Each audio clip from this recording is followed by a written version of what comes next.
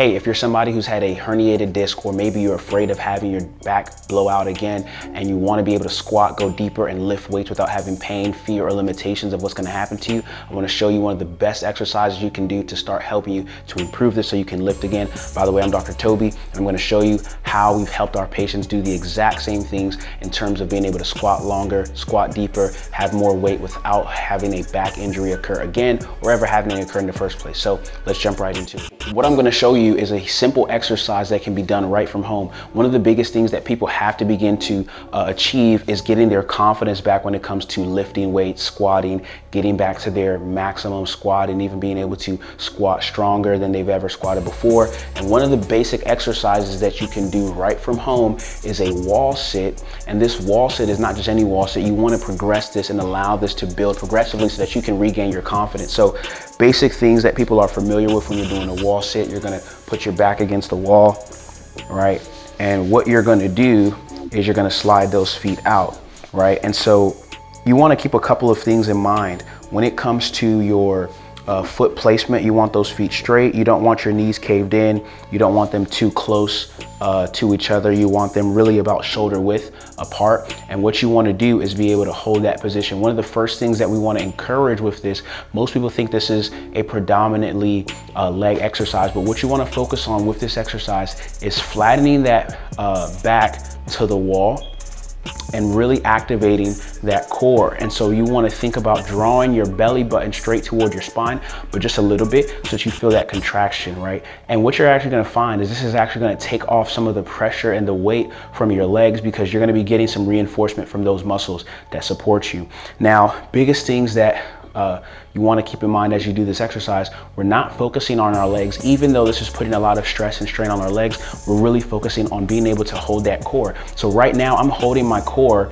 It's in this position, but I'm able to still talk. I'm able to still freely move. And this is very important to get that core engagement, right? And still being able to focus on your breathing. And so you know that you're breathing because you're still speaking, right? So typically I encourage people to count out loud so that they're still breathing, but they're maintaining that core activation. Hold and feel your tummy as you're doing this, because that's going to help you to be able to make sure that you're still activating your core while you're doing this exercise. Now, why is this important? Because stability is one of the things that is compromised when somebody has a herniated disc. Their disc, when people say their back is blown out, that's kind of almost what you might say is literally what's happening. There's part of the spine that's moving out of alignment, causing pain to some of the structures like the nerves and things like that. So what you want to do is being able to hold this exercise for a period of 15 seconds, 3 repetitions, progressing that to 20 seconds, 30 seconds, things of that nature.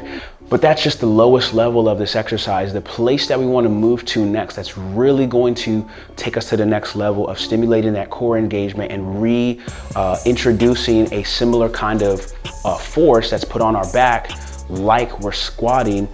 We want to be able to get some arm extension. So we're here in this position, and I'm immediately going to progress this to having this weight here, and you're going to immediately feel that core engagement once you have this weight in your hands. This is going to be a great way for you to do a few things. Number one, because your back is against the wall, you're actually encouraging, through this counter force of the wall, you're encouraging that abdominal engagement. And then what happens is you're actually encouraging that abdominal engagement without your back having the possibility of, the disc herniating more, because you have a wall for support.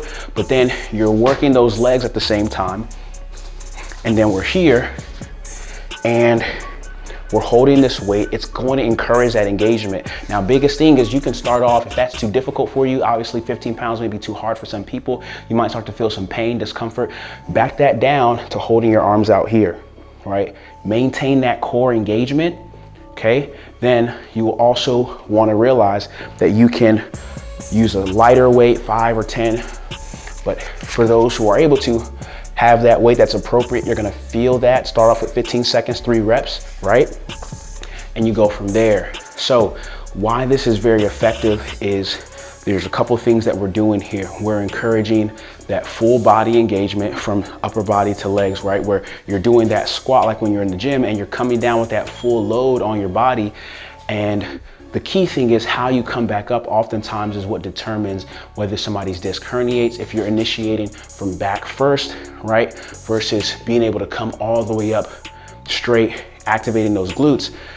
And so with this kind of activity that we're showing you, it's going to be very helpful to encourage the proper biomechanic movement, because when you're in this position, this wall sit, most people when they're squatting, when they're doing a squat, if they're carrying a large weight, heavy weight, that's throwing off their center of mass and center of gravity. And so they feel the need in order to gain leverage to come up back first.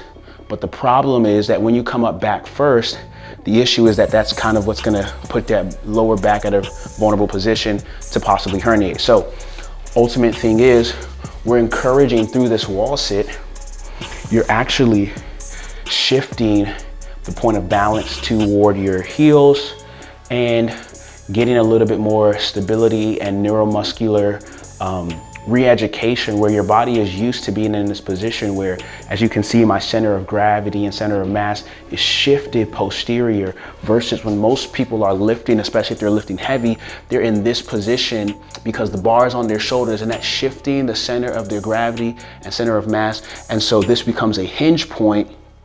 This lower back region becomes a hinge point instead of their hips, where if you don't have good hip mobility, you can't sit back into those heels and come up in a proper way, right? So now the last thing that you would want to do to progress this, and then you can move on to some more advanced exercises where you can have the courage, the confidence to start lifting heavier again without worrying about back pain, like radiating issues going down your leg or all these different kind of things. What you would want to do is go from what I just showed you, where you're here, you've gone here, want to get some marching going. So we want to march, lift that leg up, shift that weight, lift that leg up. It's going to really encourage that control. Now, this is important because a lot of times you'll see that when people, similar to like when people bench press, when people are squatting, especially if they're squatting heavier weights, you might see one side kind of trailing behind, right? When they're lifting or coming up in that lifting position, one side trails behind, maybe one leg is a little bit more fatigued or tired than the other. But this is gonna encourage that dynamism of control and strength, especially when you're squatting heavier, you've done several reps, and you're like trying to come back up, and maybe one side is kind of failing faster than the other. You want to have that stability, because sometimes the disc can bulge and herniate toward one side, right? So you want to make sure that you build that confidence in your ability. So this is a really basic exercise. Hopefully you found this pretty helpful. And one of the things that we're doing to help people get back to 100% of themselves when it comes to their fitness and being able to lift heavier and being able to get back into the gym, get back into CrossFit, is we're doing our 5-day Better Body Challenge. And what this challenge is, it's a challenge to help you play longer, better, and stronger at any fitness activity that you're doing. It's especially great for people who are lifters, golfers, tennis players, people who are really active on a regular basis, but who've had injuries that are just like constant and recurring. And they've tried so many things. They've tried massages, they've tried stretching, chiropractor, acupuncture, all of these different cocktails of solutions, but nothing has really worked for them. And the reason why the Better Body Challenge actually is going to be the thing that can make a difference for so many people is because when you're doing stuff that's not working, it's great to start doing stuff that has already worked for so many other people. And our challenge and our process, where we've helped people to go through what we call our SMS method, which is our way of retraining your nervous system to, number one, start firing to protect your joints better when you're lifting or doing your activity of choice. And then number two, to be able to facilitate relaxation in your body where there's been constant pain and difficulty every time you start doing some of the activities that always trigger your pain and discomfort. We're teaching this method in our 5-day online challenge, and this has been very successful for helping our patients who've really been told that they're really not going to be able to lift again, or they're never going to really be able to get better, or they're always going to have to take medications or kind of just be nursing these kind of injuries.